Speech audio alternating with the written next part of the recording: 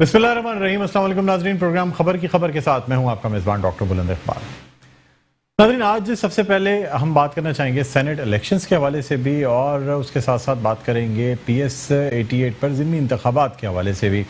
Senate elections की भी गहमा गहमी जारी है। उम्मीदवारों ने अपने कागजात नामजदगी पार्टी इजाज़त से जमा कराए हैं, और इसी हवाले से जब पार्टी टिकट की बात की गई तो पार्टीज़ में इख्तलाफात भी सामने आए। ख़ासतौर पर पाकिस्तान तहरीक इंसाफ में जो उम्मीदवार हैं उनके पार्टी टिकट्स पर ख़ासे इख्तलाफात सामने आए हैं। यहाँ तक कि पार्टी के MNAs ने आज कराची प्रेस क्लब में प्रेस कॉन्फ्रेंस भी कर दी, और उसमें उनका ये कहना था कि अगर ख़ास तौर पे फैसल वाकडा और सैफुल्लाह अबड़ू से टिकट वापस नहीं लिया गया तो फिर शायद वोटिंग में हिस्सा ना लिया जाए, या पाकिस्तान तहरीक इंसाफ के जो दूसरे नामजद सेनेटर्स हैं उनको भी वोट ना दिए जाएँ।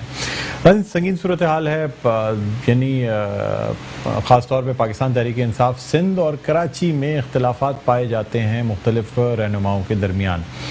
माजी में भी हम देख चुके हैं बड़े इख्तलाफात सामने आए, और अब फिर एक तरफ शो ऑफ हैंड की बात की जाती है, जो कि आज जो पाकिस्तान तहरीक इंसाफ के रहनुमा हैं, ख़ासतौर पे शकूर शाद और सदाकत जत्तो, इनका भी ये कहना था कि एक जानिब तो शो ऑफ हैंड और ट्रांसपेरेंसी की बात की जा रही है, दूसरी जानिब फैसल वाकडा और सैफुल्लाह अबड़ो को टिकट दिए जा रहे हैं।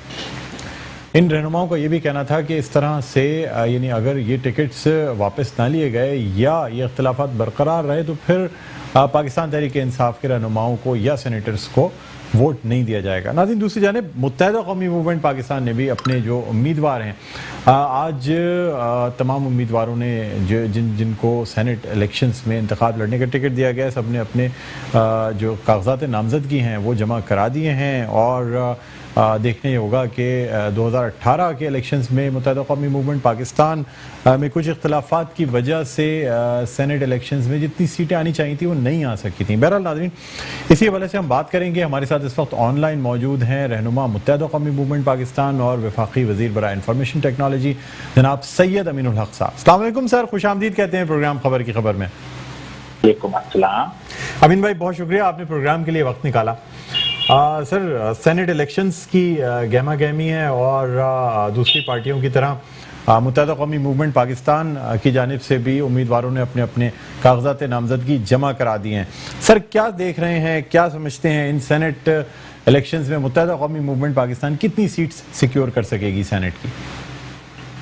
देखिए डॉक्टर साहब, MKM बड़ी दिलजमी के साथ और बड़ी अपनी तैयारी के साथ सेनेट के इंतखाबी दंगल में उतर रही है, और इसमें अल्हम्दुलिल्लाह MKM के तमाम अराकीन असेंबली ऑन बोर्ड हैं, और पूरी राब्ता कमेटी ने मुश्तरका तौर पर जो फैसला करके चंद नामों को पिच किया है, आदर it's on general seat, technocrats या खवातीन पे, जिनमें आपके इल्म में कि डॉक्टर जफर कमाली हैं, आमिर खान भाई हैं, फैसल सब्जवारी हैं, रोज सिद्दीकी भाई हैं, डॉक्टर कादिर खानजादा भाई हैं।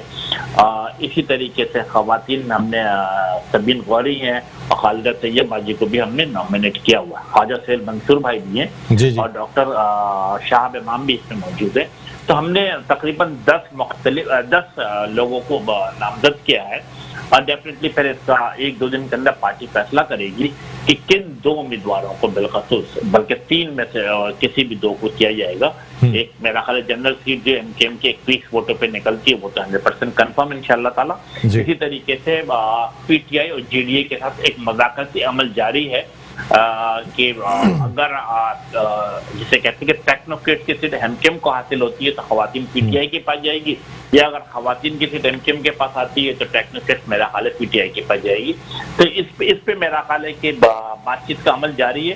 ताहम वादिउल नजर में एक वाज़ा मौका तीनों सियासी पार्टी को जो सिंध में अपोजिशन का किरदार अदा कर रही है उनका मौका सामने आ गया है कि पाकिस्तान पीपल्स पार्टी की करप्ट नाअहल हुकूमत के खिलाफ एक मुश्तरका मौक़िफ़ अपनाया जाएगा, और उस मुश्तरका मौक़िफ़ की बुनियाद पर एक कंबाइंड अपोजिशन के सेनेटर नामजद किए जाएंगे, और इंशाअल्लाह ताला ये तमाम पार्टियां एक दूसरे के साथ कोऑर्डिनेट करके एक दूसरे के उम्मीदवारों को वोट देकर कामयाबी के मराहल तय करेगी। अमीन भाई, आपके इल्म में होगा कि पाकिस्तान तहरीक इंसाफ में तो सर काफ़ी इख्तलाफात जन्म ले रहे हैं, ख़ासतौर पे जो सेनेटरशिप के टिकट्स दिए जा रहे हैं उस पर बड़े सवालिया निशान उठ रहे हैं, तब्दीली के हवाले से भी, इंसाफ के हवाले से भी, कि करप्शन के खिलाफ आवाज़ उठाने वाली जमात जो है वो क्यों ऐसे लोगों को टिकट दे रही है। आखिर क्या वजह है कि यानी कुछ लोगों को नवाजा जा रहा है जिनकी शायद खिदमत भी इतनी नहीं है। सर, आप समझते नहीं है कि ऐसी सूरत हाल में कंबाइंड स्ट्रैटेजी या ये जो मिलजुल के सीट्स डिवाइड करना होता है थोड़ा मुश्किल हो जाएगा जब तक जो मेंबरान हैं उनके अपने अंदर ही इत्तेहाद नहीं होगा, तो वो पार्टी की डिसिप्लिन को कैसे फॉलो करेंगे सर? डॉक्टर साहब, it's a very tricky question, लेकिन मैं आपके सामने अर्ज कर दूं कि मैं एमकेएम राब्ता कमेटी का रुकन भी और एक सियासी वर्कर भी, और उसी सियासी सोच के हवाले से मेरा कामिल यकीन है कि अगर कोई चीज एमकेएम के हवाले से है यकीनन मैं उसका जवाब देकर पाबंद हूँ। लेकिन पाकिस्तान तहरीक इंसाफ एक अलग सियासी पार्टी, उसकी अलग सोच, अलग मंशूर है। तो एमकेएम का जो मायदा हुआ है पीटीआई के साथ हुआ, किसी फर्द किसी अशखास के साथ नहीं हुआ है। तो मैं समझता हूँ कि जो भी फैसला पीटीआई के अपने टॉप लीडरशिप अपने अराकीन सेनेट के लिए करती है और उनके तरफ से जो भी नाम एमकेएम के पास आएगा डेफिनेटली, और एमकेएम जो नाम मेरा ख्याल पीटीआई को देगी तो डेफिनेटली दोनों एक दूसरे पे एतमाद और एतबार करेंगे और फिर आगे की तरफ बढ़ते हुए उनके उन्हीं लोगों को वोट दिया जाएगा। अमीन भाई, आपसे जानना चाहेंगे सर, फर्स्ट चॉइस जो कैंडिडेट की होती है, क्या इसका फैसला राब्ता कमेटी की जानिब से या पार्टी की जानिब से कर लिया गया है या अभी ये फैसला होना है कि फर्स्ट चॉइस कैंडिडेट कौन सा रखा जाएगा? मेरा ख्याल है कि हमेशा जिसे कहते हैं कि एमकेएम का मादी का भी ये रहा है कि तमाम फैसले मेरिट के बुनियाद पे किए जाते हैं। कैंडिडेट को देखा जाता है कि उसकी पार्टी की एफिलिएशन कितनी रही है और वो ईमानदार है, दयानतदार है और पार्टी के साथ कितना मुखलिस है, कितना संजीदगी के साथ खड़ा रहता है। तो मेरा ख्याल इन तमाम चीजों को देखते हुए मैं समझता हूँ कि 1 या 2 दिन के अंदर इसका लाजमी तौर पर फैसला हो जाएगा। और अल्हम्दुलिल्लाह जितने भी उम्मीदवार हम एमकेएम ने नामजद किए, ये तमाम लोग ऐसे लोग हैं जो हमेशा अच्छे और बुरे वक्तों में पार्टी के साथ जुड़े रहे हैं, पार्टी के साथ खड़े रहे हैं और पार्टी की आवाज में आवाज मिलाकर पीपल्स पार्टी की करप्ट नाअहल हुकूमत के खिलाफ आवाज बुलंद करते रहे। अमीन भाई, माजी की आपने बात की सर, माजी करीब में खासतौर पे 2018 की बात करें तो सर बड़ी मुश्किल से एक seat barrister doctor Farooq Naseem साहब की निकल पाई थी और सर वजारत मिलने के बाद या कुछ जो मामलात हुए उसके बाद वैसे कहा जाता है कि अब शायद आपके कैंप में उस तरह नहीं है, वज़ीर-ए-आज़म इमरान खान के साथ ज़्यादा हैं, मुत्तहिदा कौमी मूवमेंट के साथ उस तरह से अब सेनेटर डॉक्टर फरूक नसीम नहीं है, क्या कहते हैं सर? फरूक नसीम भाई एमकेएम के सेनेटर मुंतखब हुए हैं जी, और वजारत में मेरा ख्याल है कि इमरान खान की चॉइस है जी, और पार्टी के साथ उनका राब्ता रहता है, पार्टी के साथ एफिलिएटेड है, पार्टी के जहाँ जहाँ होता है पार्टी के पॉलिसी को शो करते हैं। हाँ, ये बात बिल्कुल आपके दुरुस्त है कि 2018 के इलेक्शन में पाकिस्तान पीपल्स पार्टी की अगर अभी अक्सरियत देखा जाए 2018 में तो 90 सीट उनके पास थी सभा असेंबली की, और उस हवाले से उनको ज्यादा से ज्यादा 6 सेनेटर जीतने चाहिए थे, लेकिन उन्हें धमकी और पैसे के जोर पर एमकेएम के खवातीन अराकीन सभा असेंबली को खरीदा।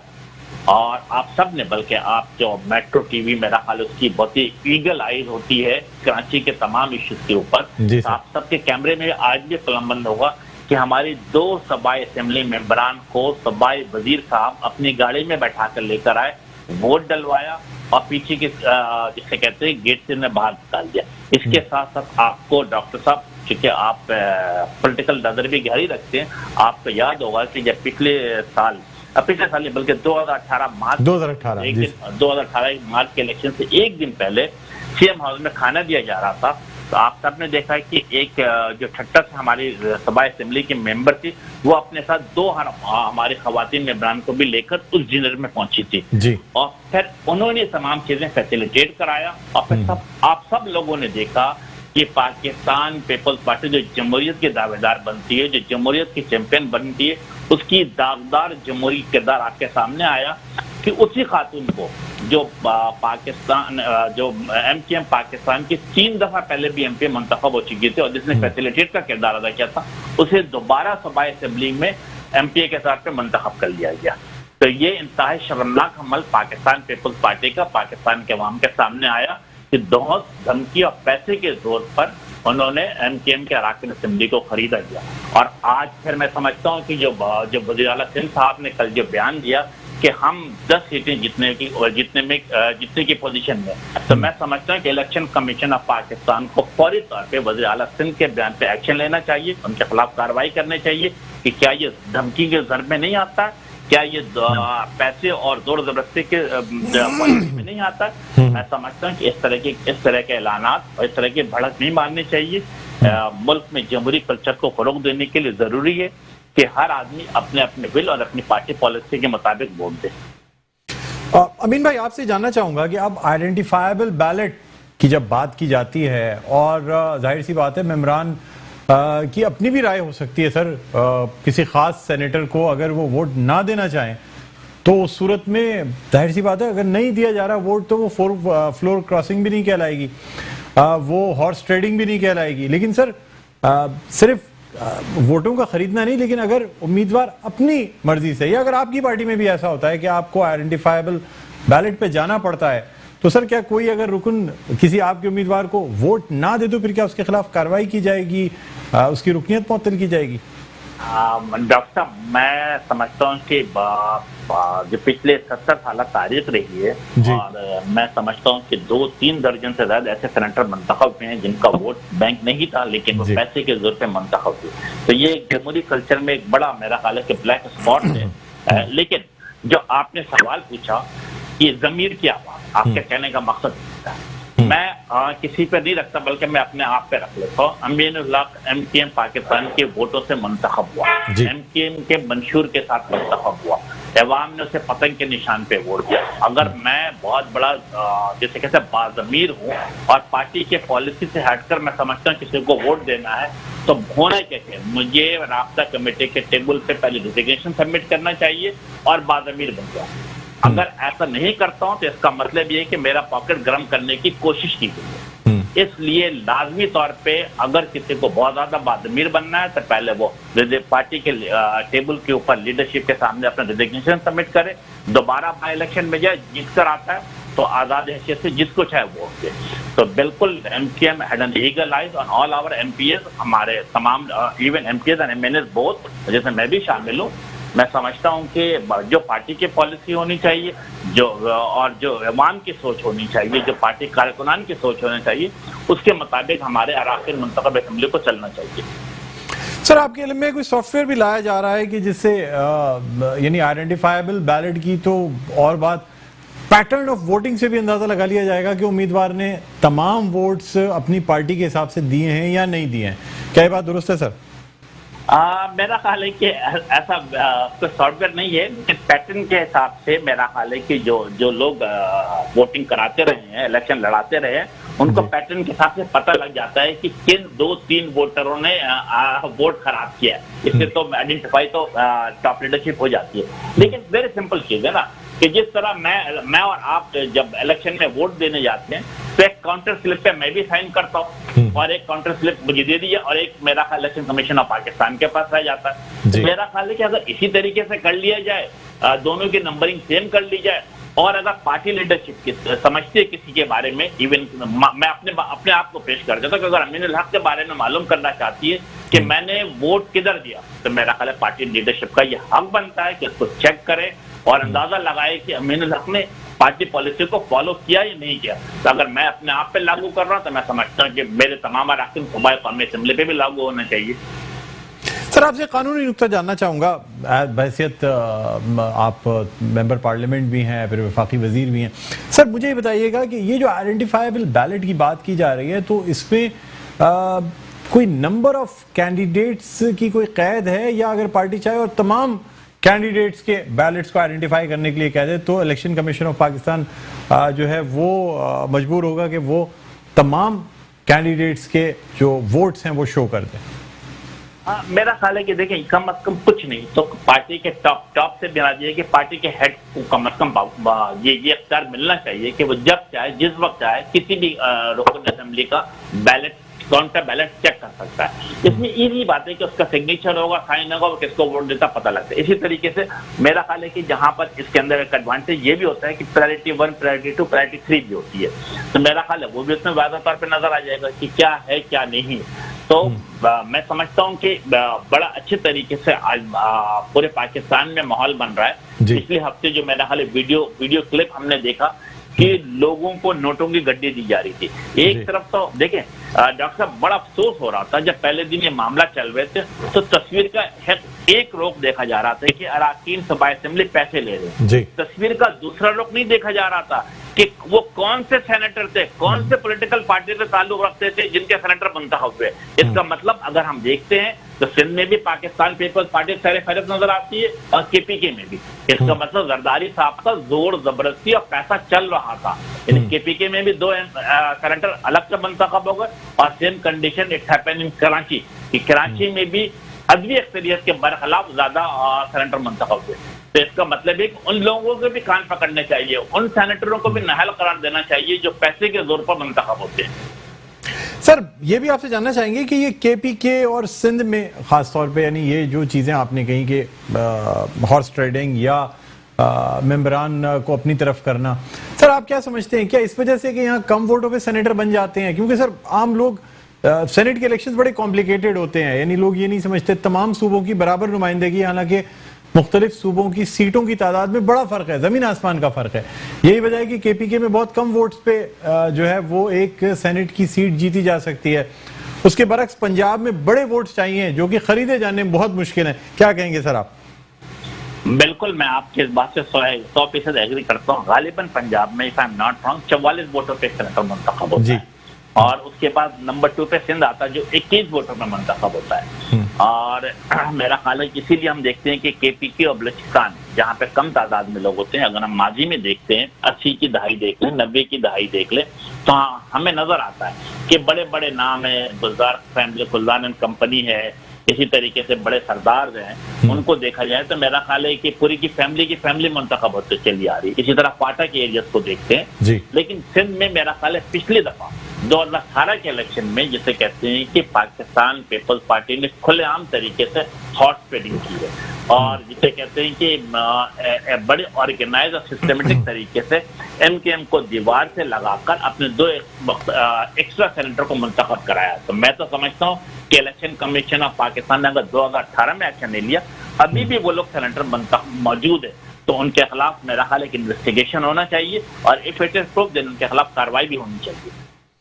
अच्छा अमीन भाई, थोड़ी सी बात करना चाहेंगे ज़िमनी इंतखाबात के हवाले से। यानी बहुत अहम समझा जा रहा है ज़िमनी इंतखाबात, इस ज़िमनी इंतखाब को जो कि PS 88 के ज़िमनी इंतखाब हैं और जाहिर सी बात है मुत्तहिदा कौमी मूवमेंट पाकिस्तान की जानिब से कराची से ताल्लुक़ रखने वाले यानी एक साजिद भाई को टिकट दिया गया है। बाकी 2 जमातों की तरफ से भी जो मेन मुकाबला समझा जा रहा है, पाकिस्तान पीपल्स पार्टी जो कि मुत्तहिदा PDM के नुमाइंदे और फिर पाकिस्तान तहरीक इंसाफ। सर क्या समझते हैं इस वक्त, आप क्या देख रहे हैं इलेक्शन ख़ास तौर पे इस PS 88 के ज़िमनी इंतखाब के हवाले से? देखिए, मेरा ख्याल है कि माजी में अगर हम देखते हैं 1988 से लेकर 2015 तक तो वो हमेशा MKM पाकिस्तान वहां से जीती चली आई है, लेकिन गालिबन 2013 तक, लेकिन 2016 में उसकी डायनेमिक को तब्दील कर दिया गया और एक बड़ी तादाद में दही इलाकों को शामिल कर दिया गया और यही वजह थी कि 2018 के इलेक्शन हमने वहां से लूज किया था। और आज भी जब हम उस पूरे PS 88 को देखते हैं तो गालिबन 65 या 66% जो है, 2/3 जो वो रूरल एरिया है और गालिबन 1/3 जो वहां पर है अर्बन एरिया में शुमार होता है। MKM अपनी पूरी ताकत के साथ उस जगह पे मैदान में उतरी है और हमारी क्या खाई, हम उतरे इसीलिए कि हम वहां पे नंबर 1 पोजीशन हासिल करें और जीत हमारा मुकद्दर बने। MKM अपने जिसे कहते हैं कि अपने कारकुनान के जरिए अपने वोटर अपने सपोर्टर से मुसलसल रास्ते में है। हमें वहाँ के जिसे कहते हैं मलीर, शाह फैसल कॉलोनी का जो कुछ एरिया लगता है, इसी तरीके से स्कीम 33 का कुछ एरिया लगता है और गुलिस्तान जौहर के भी कुछ एरिया उसमें लगते हैं। ये बड़ा ट्रायंगल तरीके से काम हो रहा है। तो वहाँ पे हमने अवामी रास्ते बहुत तेज किए, अवाम की तरफ से हमें भरपूर पजराई हासिल हो रही है और हमें इस बात की पूरी उम्मीद है कि इंशाअल्लाह ताला हम वहाँ अच्छी पोजीशन के साथ, हमारी तो ख्वाहिश होगी कि हम वहाँ पे नंबर 1 पोजीशन में, ताहम एक मौसर कुव्वत के तौर पे आप देखेंगे कि MKM पाकिस्तान मौजूद थी है और जब बैलेट बॉक्स से जो चीज़ बरामद होगी दैट इज बैलेट पेपर, इंशाअल्लाह ताला वो पतंग के साथ बरामद होगी। अच्छा सर, आपसे ये भी जानना चाहूंगा कि आप क्या समझते हैं, क्या पाकिस्तान तहरीक इंसाफ का जो उम्मीदवार खड़ा करना है वो आपके लिए मददगार साबित होगा इस हवाले से कि वो पाकिस्तान पीपल्स पार्टी के वोट बैंक को ब्रेक कर सकते हैं? हाँ देखिए, मेरा ख्याल है कि सर आप समझ गए होंगे मैं किस तरफ मैं डॉक्टर साहब, आपने इससे पहले भी बट एक ही सवाल किया तो फिर आप उसी जाविये पे जा रहे हैं। जी सर। मैं समझ, आप यकीनन मेरा ख्याल है कि बड़ी जबरदस्त नजरों के साथ पॉलिटिक्स पे नजर रखते हैं, कराची के डायनेमिक पे नजर रखते हैं, और इसीलिए आपका बिल्कुल अंदाजा दुरुस्त साबित होता है हमेशा। बिल्कुल आप सही फरमा रहे हैं, इसी चीज को हम अवेल करने की कोशिश कर रहे हैं कि हमारी ख्वाहिश होगी कि जो डेफिनेटली पॉलिटिकल वर्क के तौर पर हम दूसरी सियासी पार्टियों के खामियों पे भी नजर रखते हैं, खूबियों पे भी नजर रखते हैं, और जहां जहां हमें खामियां नजर आती हैं दूसरी सियासी पार्टी का, तो वहां से हम बेनिफिट हासिल करने की कोशिश करते हैं, और हमें इस बात की पूरी उम्मीद है। और आप सबसे बड़ी बात ये कि डॉक्टर साहब, एक इम्पोर्टेंट बात मेरा ख्याल है कि शायद आप नजरों में होगा कि वो दो सियासी पार्टियां जो कराची का ढंढोरा पिटती चली आ रही हैं, जो कराची के हकूक के लिए आवाज उठाती करती चली आ रही है, और बड़े बड़े नाम नहाद जलसे, कभी प्रेस कॉन्फ्रेंस और कभी रैलियां निकालती चली आ रही है, उन सियासी पार्टियों को इतनी तौफीक भी नहीं है, हिम्मत भी नहीं है। क्यों? क्योंकि उनके पास इतने तादाद में कारकुनान भी नहीं है कि वहां से इलेक्शन भी कंटेस्ट करे। तो this is again the one and only MKM Pakistan, जो कराची की आवाज भी उठा रही है, कराची के अवाम के साथ बड़ी खड़ी हुई है, और हर सूरत में अपनी, जिसे कहते हैं कि ऑफिसर ना होने के बावजूद, फाइनेंशियली कमजोर होने के बावजूद, अपने अवाम, अपने वोटर और सपोर्टर के दरमियान खड़ी हुई और उनकी आवाज से आवाज मिलाकर जिसे कहते हैं कि अपना हक मांग रही है। सर एक आखिरी सवाल आपसे करना चाहूंगा। सर मुझे ये बताइएगा कि चाहे कराची की बात की जाए या सिंध की बात की जाए, आप क्या समझते हैं सर, क्या अब भी वोट बैंक या वोटर मोबिलाइज कौम परस्ती के नाम पे होता है या नहीं होता? सर देखिए, मैं बिल्कुल ये नहीं चाहूंगा कि कौम परस्ती के नाम पे हो। सबसे इम्पोर्टेंट चीज ये कि एमकेएम की कामयाबी का राज क्या होता है? एमकेएम की कामयाबी का राज ये होता है कि वो हमेशा लोअर मिडिल क्लास को रिप्रेजेंट करती है। उन्हीं इलाकों से जहां से इलेक्शन लड़ा जा रहा है, उन्हीं इलाकों में हमारा वोटर, हमारा जो कैंडिडेट होता है मौजूद रहता है। उन्हीं इलाकों में गलियों मोहल्ले में पल बढ़कर जवान होता है। उन्हीं इलाकों में तालीमी, जैसे कि तालीमी इदारों से तालीम हासिल करता है, और जब उनका आपस में इंटरेक्शन होता है, वो खुशी की तकरीब हो या गम की तकरीब हो, तो उनके दरमियान मौजूद होता है। अगर किसी इलाके में पानी नहीं आ रहा होता है तो वो उनके साथ खड़े होकर मुजाहरा भी कर रहा होता है। अगर किसी जगह पे सीवरेज के निज़ाम धर्म भरम हो जाता है तो उसी जगह पे मौजूद होता है।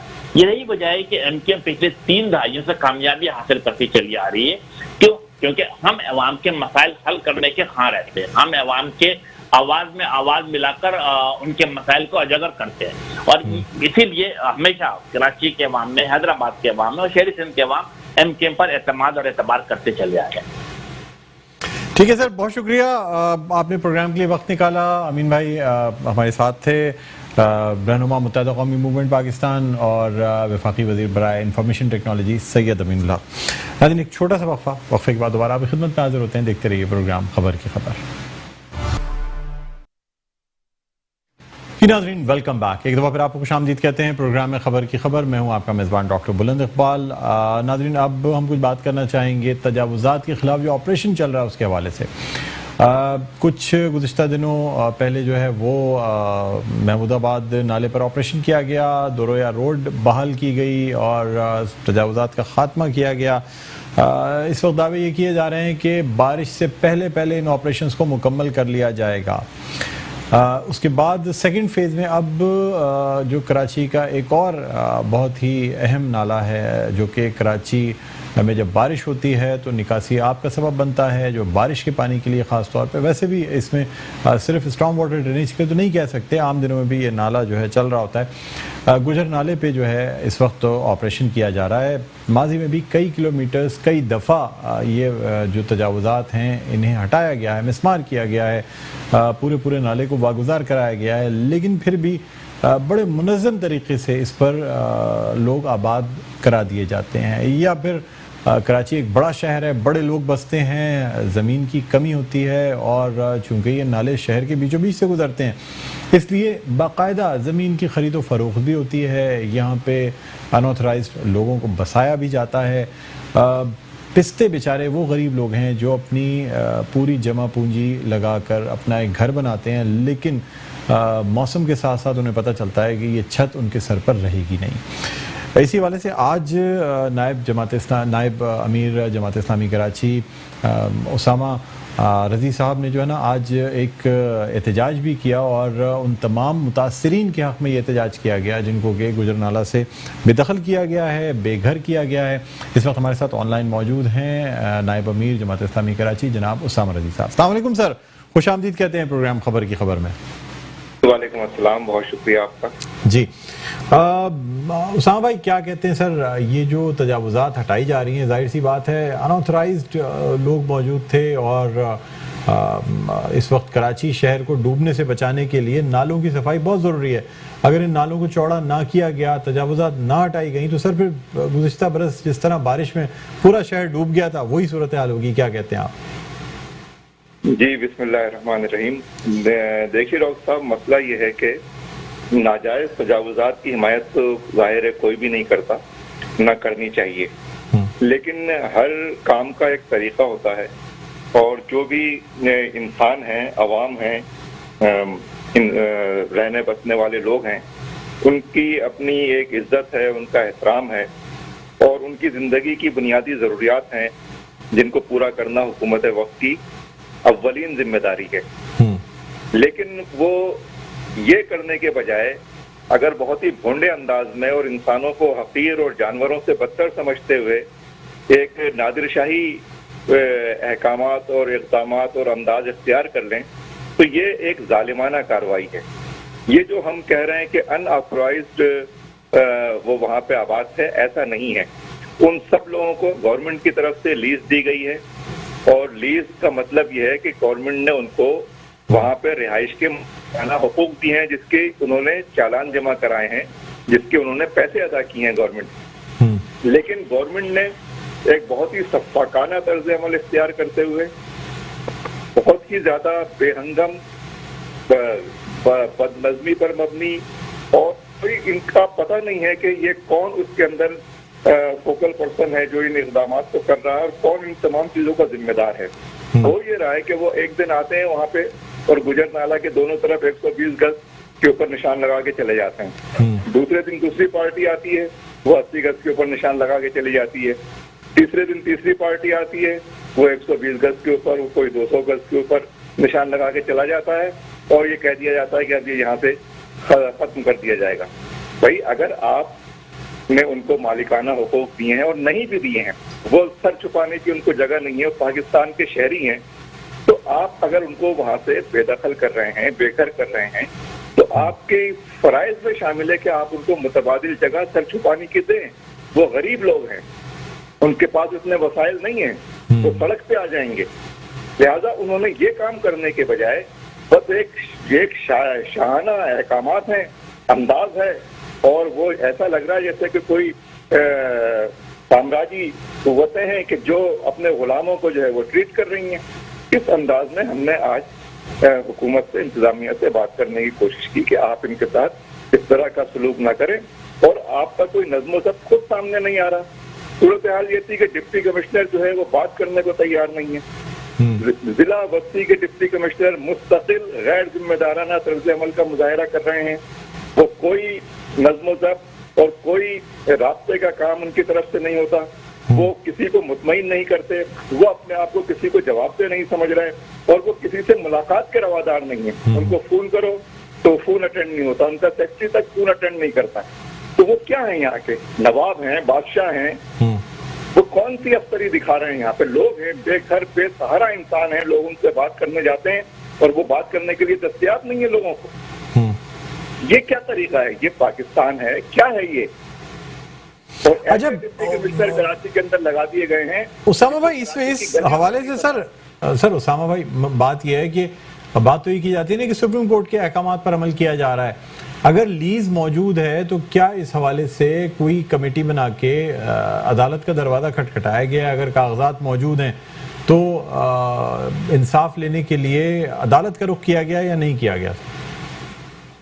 नहीं, देखिए, जिन लोगों को बेघर किया गया है उनका कोई पुरसाने हाल ही नहीं है। उनके जो MNA हैं उनके जो एमपीए हैं, जो उनके काउंसलर और चेयरमैन हैं, ये तो सब सौदागरी कर रहे हैं, ये हुकूमत के साथ मिले हुए हैं, ये इनकी बेदखली के फैसलों के अंदर शरीक हैं। ये सब लोग जो यहाँ के नुमाइंदे हैं वही तो इस आवाम से दुश्मनी कर रहे हैं। ना एमएनए का पता है, ना एमपीए का पता है, ना काउंसलर्स का पता है, ना जिले के चेयरमैन का पता है।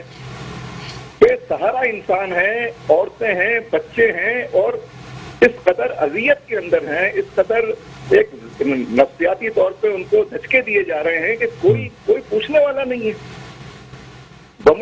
तो सर अब इनकी आबादकारी के लिए कहा तो जा रहा है कि इनको आबाद कराया जाएगा और हुकूमत प्लान कर रही है। किससे कहा जा रहा है? अखबारात के अंदर झूठी सच्ची खबरें आप छाप रहे हैं, आप किसी को एतमाद में लेना। डिप्टी कमिश्नर चले बताएं ये। वो तो आज वहां पे कई घंटे लोगों ने एहतजाज किया है और डिप्टी कमिश्नर के पास मुलाकात के लिए वक्त नहीं है। वो तो हालात को खराब करने वाले इक़दाम करते हैं सारे। तो सर आपके किसी से मुज़ाकरात हुए हैं आपकी पार्टी के, या कोई बातचीत हुई है इस हवाले से कि अब इन मुतासिरीन को किस तरह आबाद किया जाएगा? मैं आपसे यही अर्ज कर रहा हूँ, कोई दस्तयाब ही नहीं है कोई ऐसा जिम्मेदार फर्द कि जो इस जिम्मेदारी को कबूल करके एक जिम्मेदाराना जवाब दे किसी को और आवाम को मुतमईन करे। आज भी एक एडीसी जो है वो वहां पे बैठे हुए थे, न मालूम किस मर्ज की वो दवा है और उनके कहने और ना कहने का क्या मतलब है। एक जिम्मेदार आदमी को, जिले के डिप्टी कमिश्नर को वहां पे मौजूद होना चाहिए था, वो मौजूद नहीं थे वहां पर। इससे पहले 4K चौरंगी के मसले पर लोग एहतजाज करने वहां पर गए और वो उसके लिए भी उन्होंने निहायत गैर जिम्मेदाराना तर्ज अमल इख्तियार किया।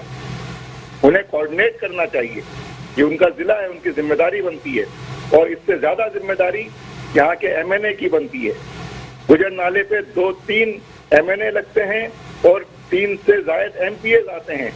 किसी एमपीए का पता नहीं है किस चीज के लिए उन्होंने लोगों से वोट लिए थे, कि क्या कर रहे हैं लोगों के साथ।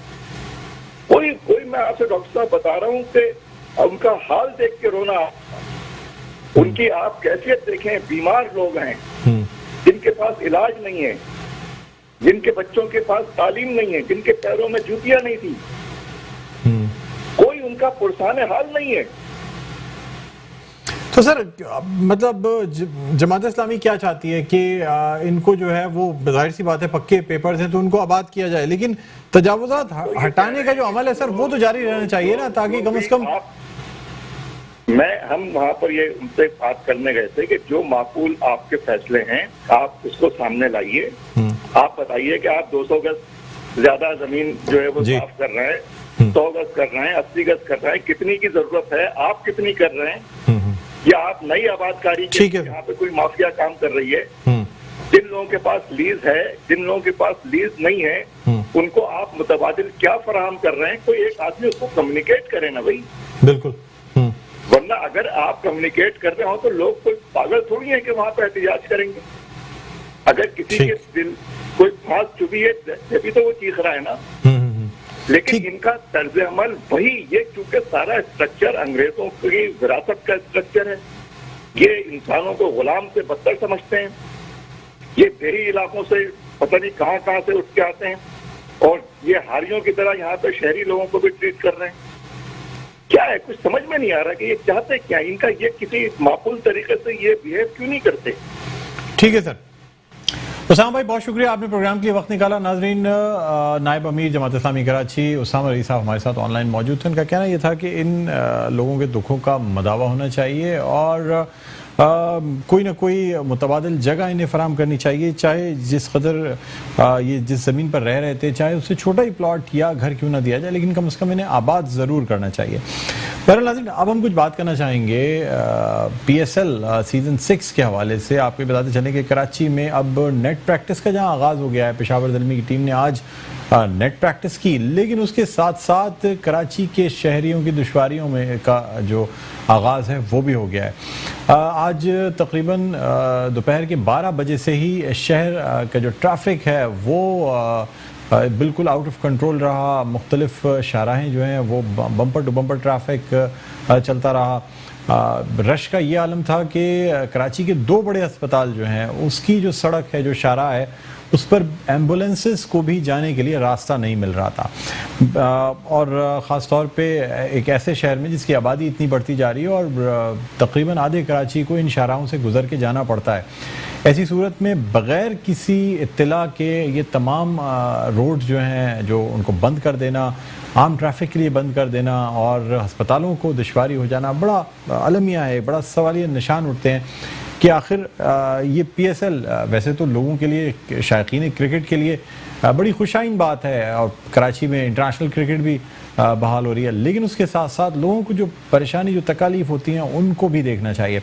इसी हवाले से हम बात करना चाहेंगे। इस वक्त हमारे साथ ऑनलाइन मौजूद हैं सीनियर स्पोर्ट्स एनालिस्ट हैं नसीम राजपूत साहब। अस्सलाम वालेकुम सर, खुशामदीद कहते हैं प्रोग्राम खबर की खबर में।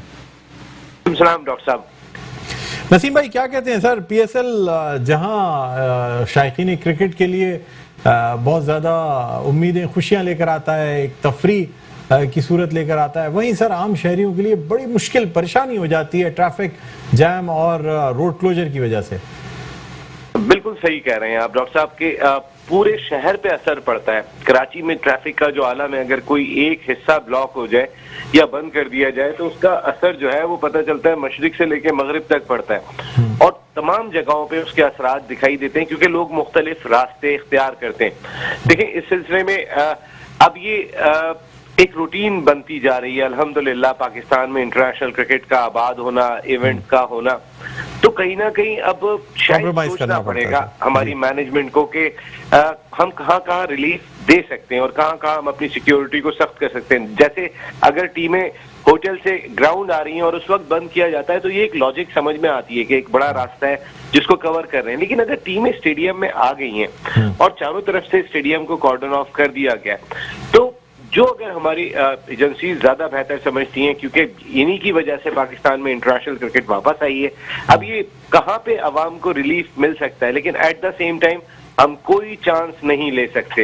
हम जो हालात देख चुके हैं उसको मद्देनजर रखते हुए हमें ये एहसास भी करना होगा हम सबको कि हमारे मुल्क में क्रिकेट नहीं हुई थी तो फिर कितने साल नहीं हुई थी, तो उन तमाम चीजों से बचना होगा। लेकिन अब जैसे डॉक्टर साहब बात बिल्कुल सही कह रहे हैं कि अब एक रूटीन बनता जा रहा है। अल्हम्दुलिल्लाह टीमें आ रही हैं, खेल रही हैं, इंटरनेशनल प्लेयर्स आ रहे हैं, लोग आ रहे हैं, बिजनेस कम्युनिटी भी काम कर रही है। तो बिजनेस कम्युनिटी के कितने सारे इवेंट्स होते हैं जिसके अंदर फॉरेनर्स आते हैं और वो इतने ज्यादा कॉर्डन ऑफ नहीं किया जाता, तो फिर क्रिकेट को भी कहीं ना कहीं थोड़ा सा रिलैक्स करना पड़े।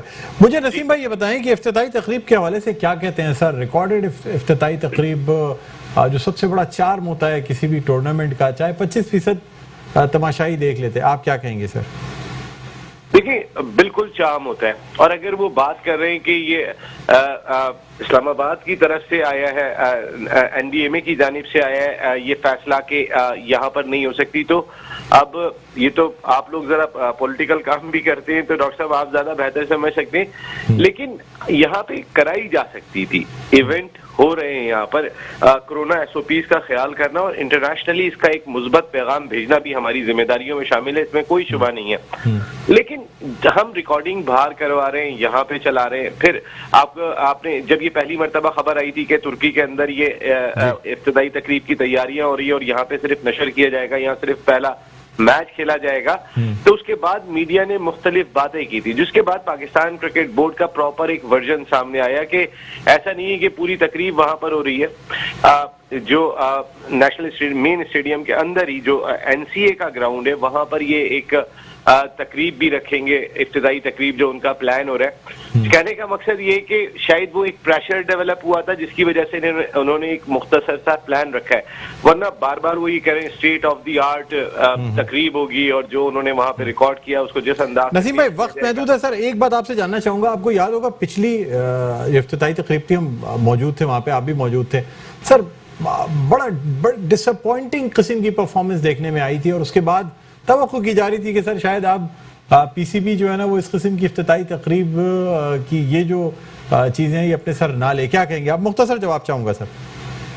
देखिए इससे पहले दुबई में होती रही हैं। दुबई के अंदर तमाम वो अफराद जो इस तकरीब को बेहतर या बहुत शानदार बनाने में रोल प्ले कर सकते हैं वो अवेलेबल थे।